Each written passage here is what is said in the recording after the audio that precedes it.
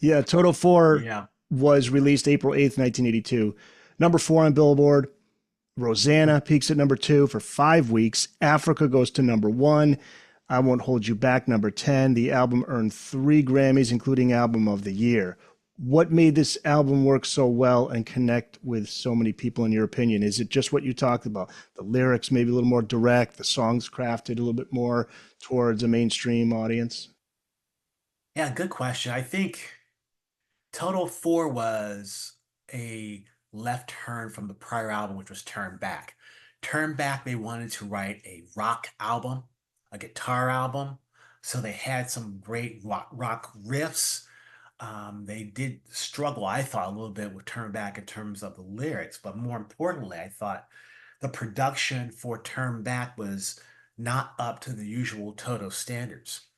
The weird thing about Toto is their first album out of the gate, they were allowed to produce their own album. Second album, they produced their own album.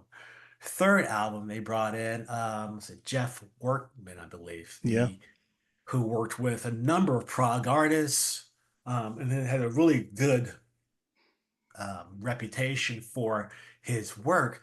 But the album was a lot more direct, a lot more stripped than the prior two albums, a lot more guitar driven than the prior two albums, a lot less synths than the prior two albums.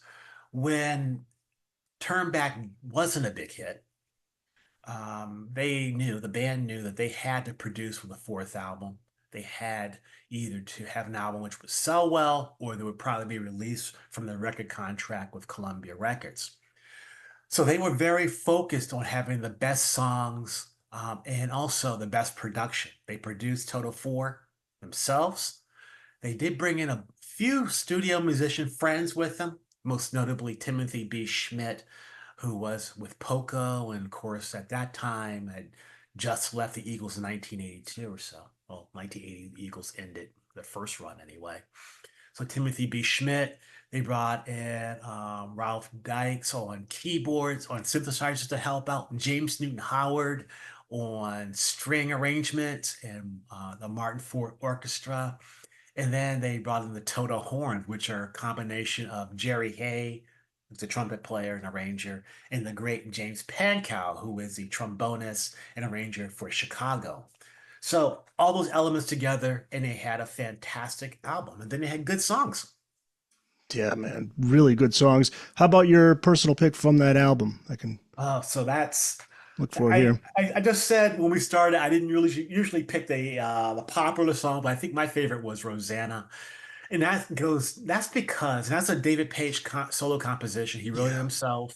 Yeah, a Um, great Led Zeppelin and Steely Dan connection you make yes, mention yes, of. that drum part and the whole John Bottom kind of feel, and Bernard Purdy, John Bottom feel to the drums, that shuffle. And then Fool in the Rain. They got that was from Fool in the yes, Rain, right? Fool in the Rain from Yeah. Into the Outdoor. It's a great Yeah. feel for that. Yeah. And then you have a really great orchestrated keyboard parts. You have Page's piano playing and solo. You have Steve Porcaro's piano playing and his solos. And then you have these two fantastic solos by Steve Lukather, which again bring up a little bit David Gilmour, um, a little Brian May in there, and it all worked. And then you had a video, their biggest video probably. Well, maybe Africa, but the second biggest video. Yeah, so it all worked. The song's perfect. Yeah, and the other Steely Dan song you mentioned is Babylon Sisters. There's a connection to Yes. that song.